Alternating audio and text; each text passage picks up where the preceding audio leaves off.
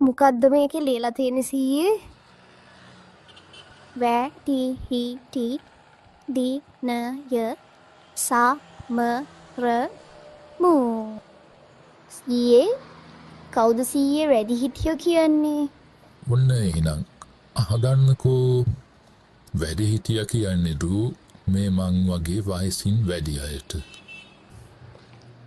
ඉන්නකො මන්දූට වැඩිහිටියෝ කාලෙන් කාලෙට මොන කරම් දේවල් කරලා තියනවද කියලා පොඩි කතාවකින් කියන්න. මං හරි ආසයි සීයාගේ කතා අහන්න.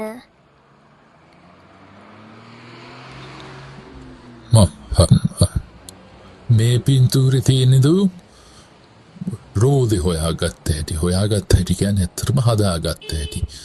මේ ඉස්සර කාලේ ගොඩාක් කාලෙකට ඉස්සරලා මිනිස් ජීවත් වෙන හැටි. ඒ මිනිස්සු තමයි මේ මිනිස්සුන්ගේ වැඩ පහසු කරගන්න මේ රෝදය කියන එක එහෙම නැත්නම් මේ ලීයකින් කපාගත්ත රහුම හදාගත්ත. මෙහෙම කාලයක් යනකොට අතින් කල්ලු කරන්න අදින්න අමාරු වෙන කරත්ත ඊට පස්සේ ඒගොල්ලෝ කරේ ඒ වෙනුවට සත්තුන් යොදාගත්තා. බූරුවෝ අස්වයෝ හරක් වගේ සත්තු යොදාගෙන කරත්ත නිර්මාණය කළා. ඒව හැදුවෙත් වැඩිහිටියෝද? ඔව් දුව. මේක තමයි දු ලෝකෙට ඉස්සෙල්ලාම හදපු බයිසිකල් එක. බලන්න මේකේ තියෙන පොඩි රෝදයක් ඉස්සරහට තියෙන ලොකු රෝදයක්. දුටත් තියෙන බයිසිකල් එක ලස්සන එක.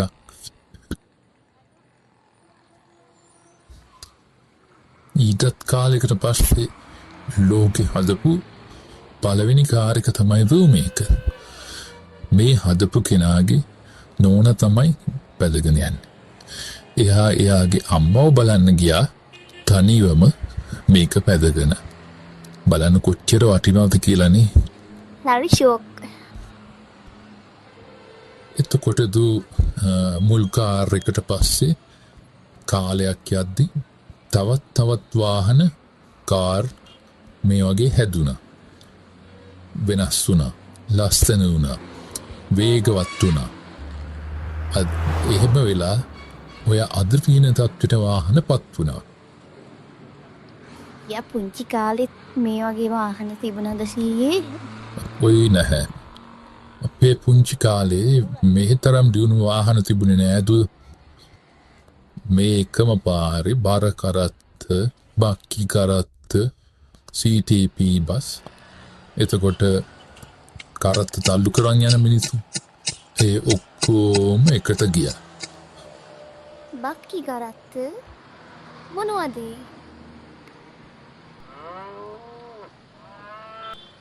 මෙන්න මේකට තමයි දුවේ බක්කි කරත්ත කියන්නේ. මේ හරි ෂෝක් නෙසීයේ. මේ අද තියෙන තෙල් වලින් දුවන කාර් වගේම විදුලි කාරුත් දුවට දකින්න පුළුවන්. ඉතින් බලන්න තව ටික දවසකින් කොළඹ පාරවල් වල ඩ්‍රයිවර්ලා නැති වාහන දුවට දැක ගන්න පුළුවන් වෙයි. ඒ කියන්නේ සීයේ රොබෝ කාර්ද? එන්න හරි දු. මං හරි ආසයි සීයේ ලීරෝ දෙකින් පටන් අරන් වාහනවලට යනකම් වෙනස් වෙච්ච ඇටි ආපු එකට. අමාර විට ඔයත් වැඩිහිටියෙක් වුණාම ගොඩක් ඉගෙනගෙන ගොඩාක් අත්දැකීම් ලබල අලුත් නිර්මාණ ඉදිරිපත් කරන්න පුළුවන්. ඒ කාලේ වෙනකොට මම නම් ජීවත් වෙන්නේ නැහැ දුවේ. ඒ වුණාට දුවට මතක් වෙයි කවද හරි සීයා මෙහෙම කිව්වා නේද කියලා නේද? මං සීයට ගොඩාක් ආගරේ සීයේ.